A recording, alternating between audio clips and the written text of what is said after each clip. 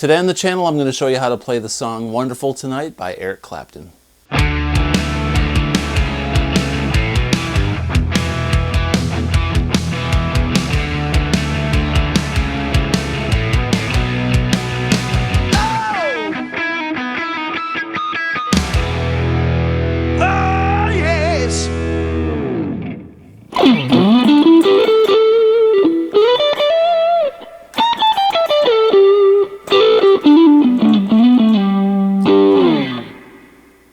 Hey everybody, welcome back to the channel. Today I'm going to show you how to play the song Wonderful Tonight by Eric Clapton.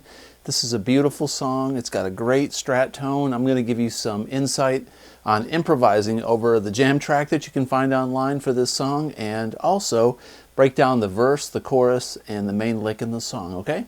So let's take a look at it. The song is in G major, and it's basically just got 3 chords, and there's a minor 6 chord. It's basically got 4 chords, I should say. It's got the G and the C and the D, and there's an E minor 7 that's mixed in there for good measure. So let's go over this song a little bit, okay? I'll show you the main lick after I show you the chords, okay? So the rhythm part to this song, when it starts off in the very beginning with the main lick, is a G. In Clapton, there's a couple ways you play G in this song, right? The main G, cowboy G, is like this. Now I see Clapton has played this live. I watched some videos of him playing it live, and he wraps his thumb around the neck sometimes like this, and he, instead of playing a bar G like this, he'll play these 3 notes here and this and bar the G. And that's kind of like a piano voicing. It's very nice and delicate. Now one thing about my tone, I'm running through a fractal Ax8. I've got a like a double reverb model on here, which is supposed to sound like a twin or a dual reverb Fender amplifier, and I've got a little bit of distortion, a little bit of gain on there. I've got my volume dialed back, so there's not a whole lot of gain. The gain on this channel is pretty hot, but I've got it dialed back so that I've got, later on if I want to play solos or something, I can boost it and have, you know, some lead tones. But that warmth in the distortion makes the brittleness of this Fender amp, any type of Fender amp or combo amp, it warms it up, puts a little hair on it, right? So when you hit these chords, you got to kind of hit them a little bit delicate. If you hit them real hard, they're a lot fuzzier. So this first G, like this. Now you can play it also standard G chord, but then he plays the D major with the F sharp on the bass. There's voice leading, so it's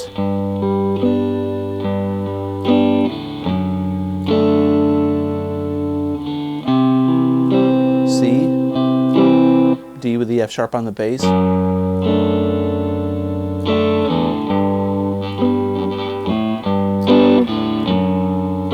Very delicate.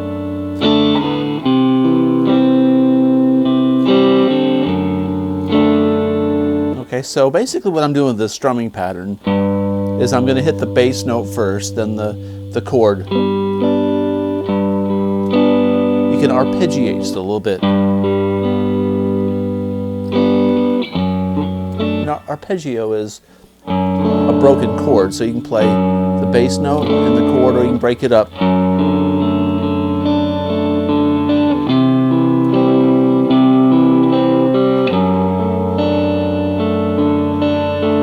You want to do that on time. So when you arpeggiate,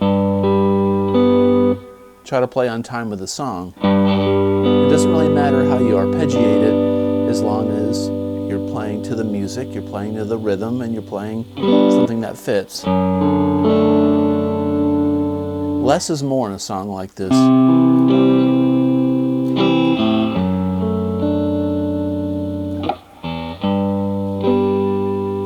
And that's the intro, and that's also the verse, you know, when he comes in and starts singing.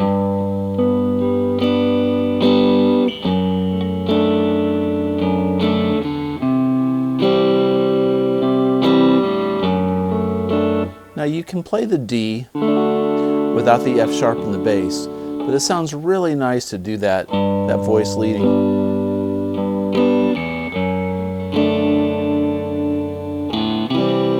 Like that. And then the pre-chorus goes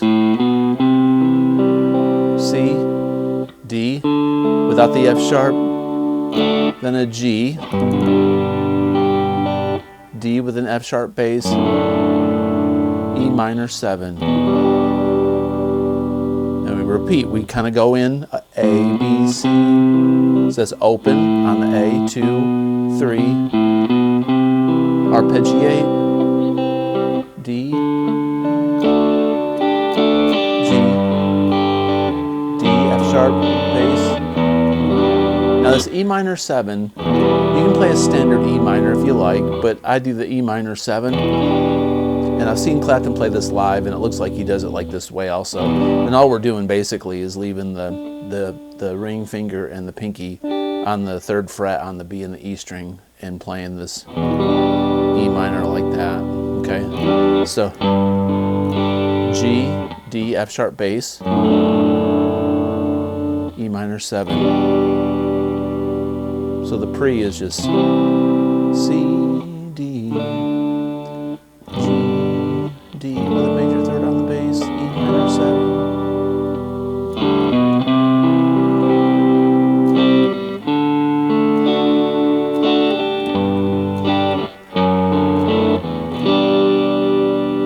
Okay, and at the very end of the pre-chorus, before it goes back into the verse and the solo again, you look wonderful, C to D, tonight,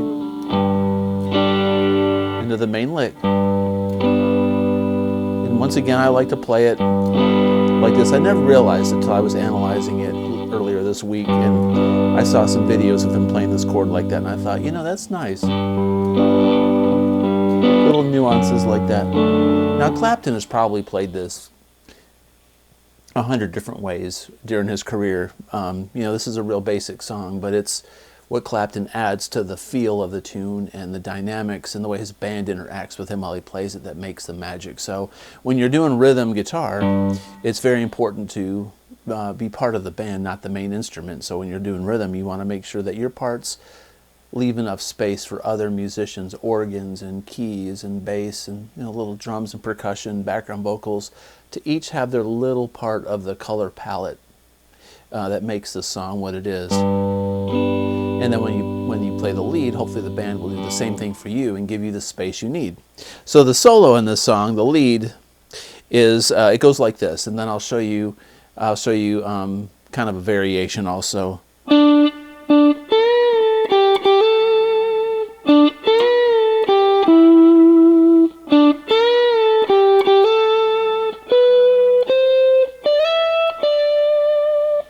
Now, one thing Clapton does, I've seen him play this live, he won't play that whole phrase the very first time through. He'll go,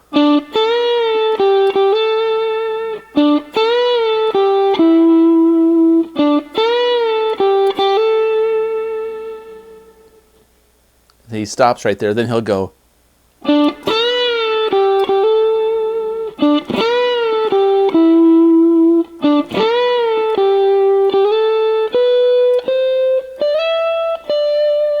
okay, so there's a lot to this riff. It's an easy lick, but there's some nuances in here that make it that are very subtle, that make it really speak, okay? So we're going to be on the 7th fret on the G string. That's our leading tone.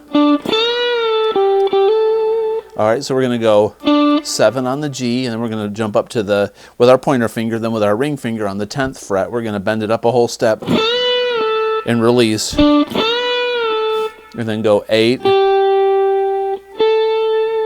And back to the 10 on the B string. Now, one thing I do is I rake into that 10th note, that 10th fret. Sometimes Clapton does that, I've heard. Sometimes he just plays it straight. That's straight. Now, if you rake it,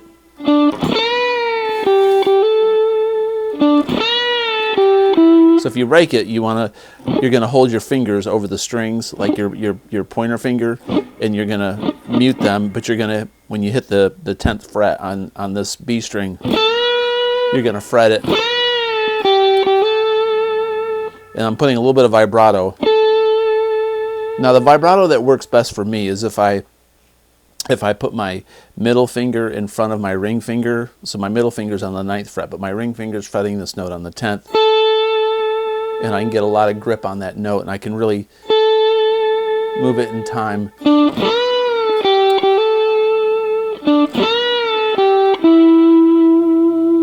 Now that one's just my middle finger.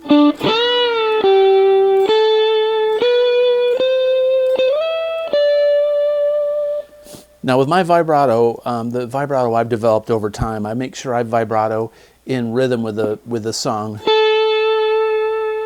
It's almost like you have a vibrato pedal. It's very subtle. I'm basically just pulling the note down and then letting the string go back to pitch. Subconsciously, I guess I'm kind of pushing it back up to pitch. But I'm really just releasing it. This one I'm gonna bend up and then vibrato. It's kind of like bending down.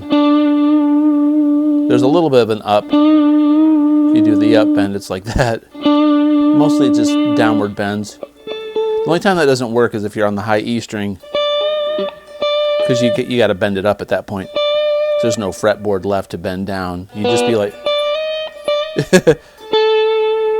So one way to practice that vibrato would be just to take, any note on any string, in the middle, the D, G, B string, and just do this with it. With any finger, you can go faster, slow, middle. Just depends on the feel that you want and the tempo of the song. So once again,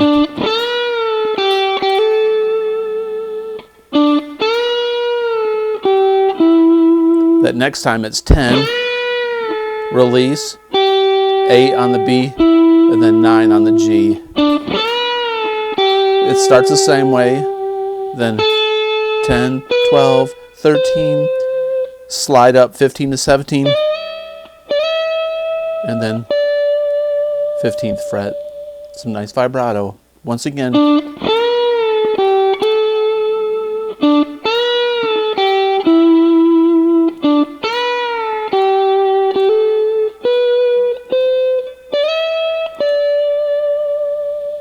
Okay.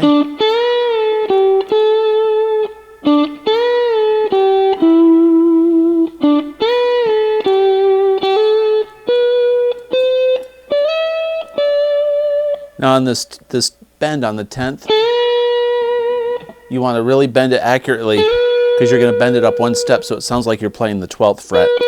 So sometimes if you add vibrato to a bend, it'll make it sound more in pitch and in tune. So you really got to get that bend pitch perfect. If you don't have your bend pitch just right, it's going to make you sound amateur, it's going to sound out of tune, and it won't have the same feel whatsoever.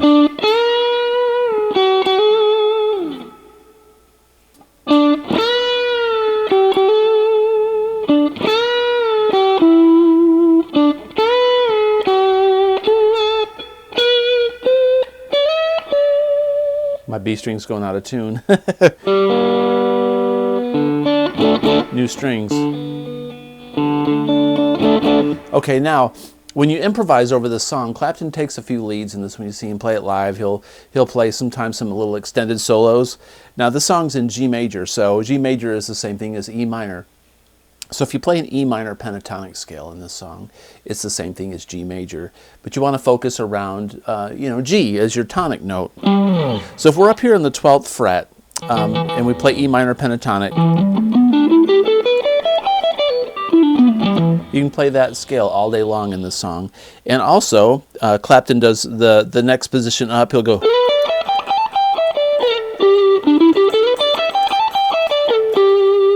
So a lot of what he's doing is up here on the 17 and 15 on the B and the E string, and then 16 on the G, 14, 12.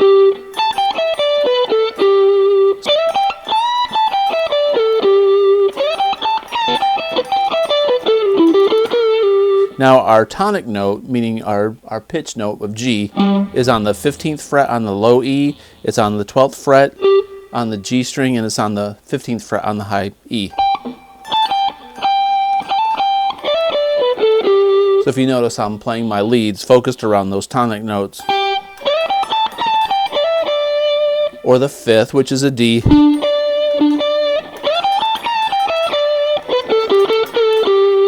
Just works better. Now there's another position when he's down here going. He's down in the E minor, G major pentatonic position down here too.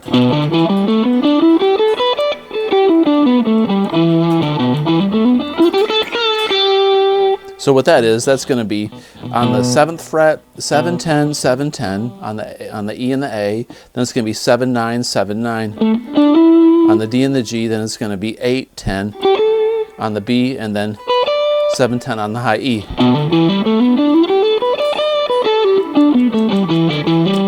Now our tonic note is going to be there on the 10th fret on the G, or on the A string, and it's going to be on the 8th fret on the B. Okay, and then it's going to be here on the 12th fret. If you want to go up there, you can go.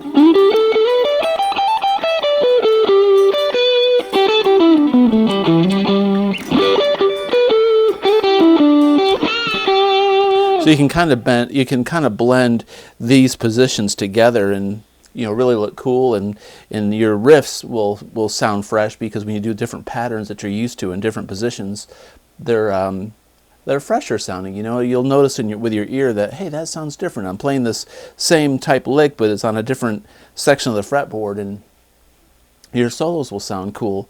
So pretty much that's it. I mean, Clapton solos in this G major pentatonic position up here, and you can also have fun with it down in this position, because that's where the originating main lick in the song comes from.